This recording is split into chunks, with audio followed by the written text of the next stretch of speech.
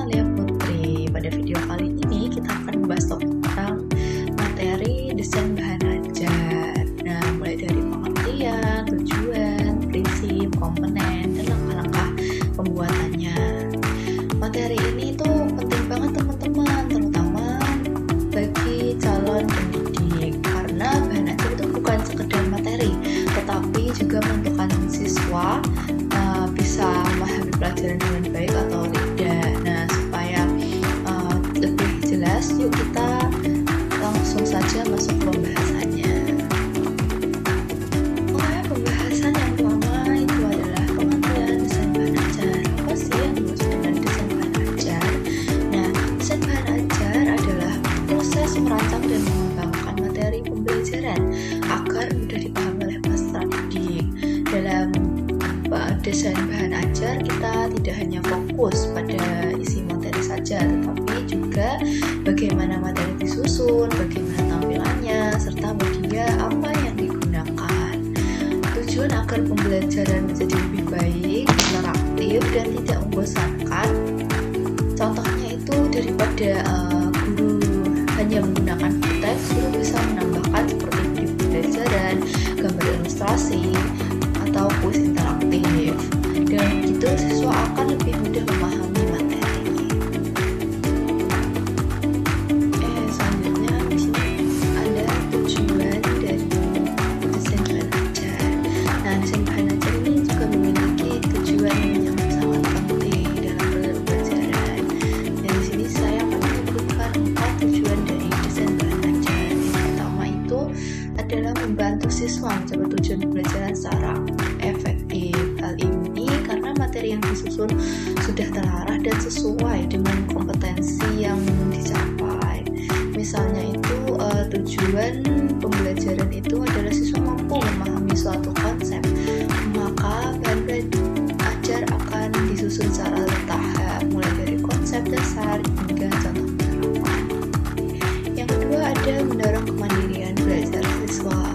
Bahan ajar yang baik memungkinkan siswa belajar secara mandiri tanpa harus selalu bergantung pada guru. Contohnya itu adanya rangkuman, contoh soal, dan latihan membuat siswa bisa belajar sendiri di rumah. Yang ketiga ada meningkatkan kualitas pembelajaran di kelas. Dengan bahan ajar yang terstruktur, guru dapat menyampaikan materi dengan lebih sistematis dan jelas. Selain itu, pembelajaran juga menjadi lebih menarik dan tidak monoton. Yang keempat, itu meningkatkan keaktifan dan ketertiban siswa. Bahan ajar yang baik itu biasanya dilengkapi dengan aktivitas seperti diskusi, latihan, dan tugas. Jadi siswa itu tidak hanya mendengarkan, tetapi juga ikut berpikir dan berpartisipasi.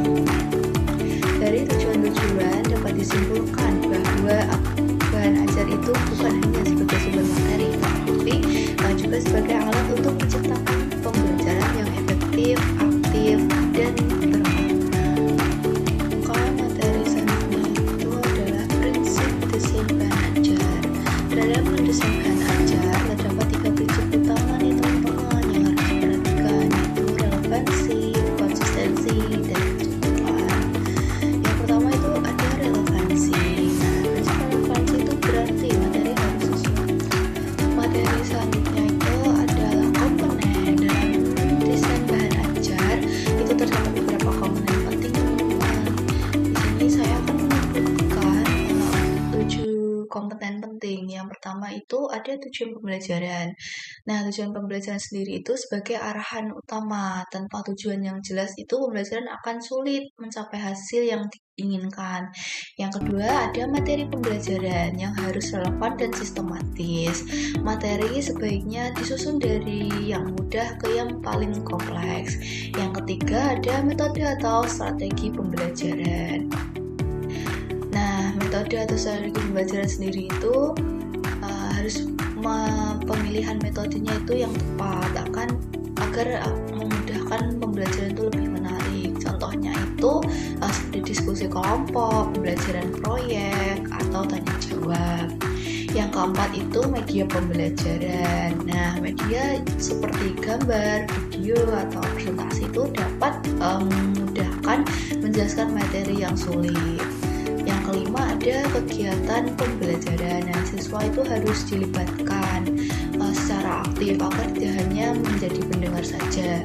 Yang keenam ada evaluasi, itu untuk mengukur pemahaman dari siswa itu sendiri.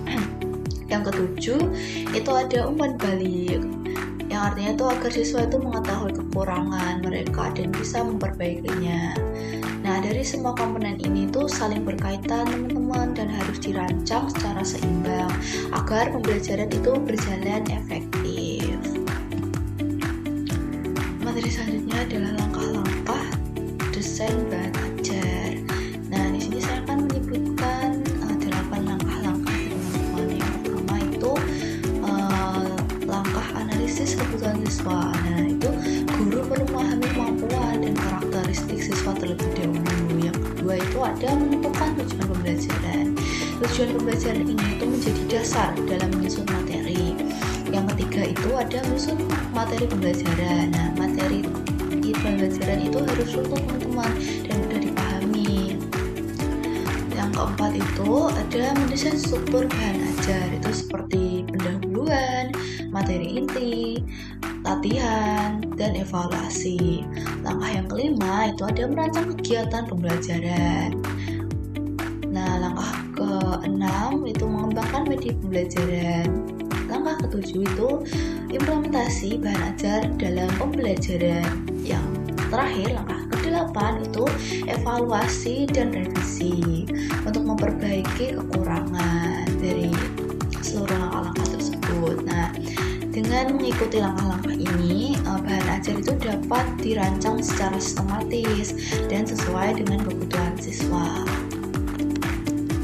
Oke, selanjutnya di sini saya akan memberikan contoh. Nah, salah satu contoh penerapan desain bahan ajar itu adalah model pembelajaran Student Teams Achievement Division. Nah, bisa disingkat dengan STAD. Nah, dalam model ini siswa itu dibagi ke dalam kelompok kecil yang heterogen. Artinya dalam satu kelompok ada siswa yang mempunyai kemampuan beda-beda. Nah, tujuannya itu supaya apa? Supaya mereka itu bisa saling membantu dalam belajar. Mereka bekerja sama untuk memahami materi, berdiskusi, dan saling bertukar pendapat. Contohnya dalam satu kelompok itu siswa yang sudah punya paham itu bisa membantu menjelaskan ke temannya. Terus siswa yang belum paham itu bisa langsung bertanya. Ada juga yang mencatat hasil diskusi dan ada yang menyampaikan hasil ke depan kelas. Jadi semua anggota kelompoknya itu punya peran masing-masing teman-teman. Nah, selain itu dalam model STAD itu biasanya ada beberapa tahapan nih teman-teman. Yang pertama itu ada pretest. Nah, pretest yaitu tes awal sebelum pembelajaran dimulai. Tujuannya itu untuk mengetahui kemampuan awal siswa. Kedua, ada kegiatan belajar kelompok. Nah, di sini siswa itu mulai berdiskusi teman-teman, membaca materi dan saling membantu memahami materi. Nah, contohnya itu bisa membaca bahan ajar bersama, membaca soal latihan, dan saling menjawab jawaban. Nah, yang ketiga itu presentasi atau diskusi di kelas. Nah, itu perwakilan kelompok untuk menyampaikan hasil diskusi mereka. Dan yang terakhir itu ada post test teman-teman, yaitu tes setelah pembelajaran itu selesai. Tujuannya apa? Tujuannya untuk melihat apakah pemahaman siswa itu sudah meningkat atau belum. Nah, selain itu biasanya ada juga penghargaan kelompok teman-teman. Misalnya kelompok yang paling aktif itu atau nilainya paling tinggi itu akan diberi apresiasi. Nah, ini bisa membantu siswa lebih semangat belajar. Nah, kesimpulannya dengan model STAD ini, siswa itu jadi lebih aktif, lebih berani bertanya, dan lebih mudah memahami materi. Karena mereka itu tidak belajar sendirian, tetapi bersama teman-teman.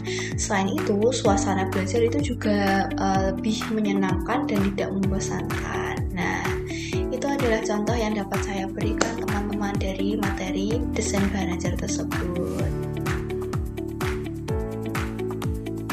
Oke, karena materi yang sudah saya jelaskan semua, selanjutnya sebagai kesimpulannya, desain bahan ajar merupakan bagian penting dari proses pembelajaran. Bahan ajar itu harus sesuai dengan kebutuhan siswa, disusun secara sistematis, dan menarik untuk dipelajari.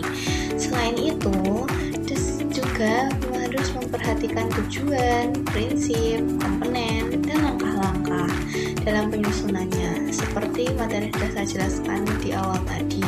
Dengan desain yang tepat, pembelajaran itu dapat menjadi lebih efektif, interaktif, dan menyenangkan. Oleh karena itu, sebagai calon peserta didik, kita harus mampu merancang bahan ajar yang tidak hanya informatif, tetapi juga mampu meningkatkan minat belajar siswa. Sebelumnya saya mohon maaf atas perkataan saya. Apabila ada perkataan saya yang kurang berkenan, saya mohon maaf. Terima kasih sudah menonton video. Semoga video ini bermanfaat bagi teman-teman semua. Jangan lupa like, comment, share, dan subscribe ya. See you teman-teman.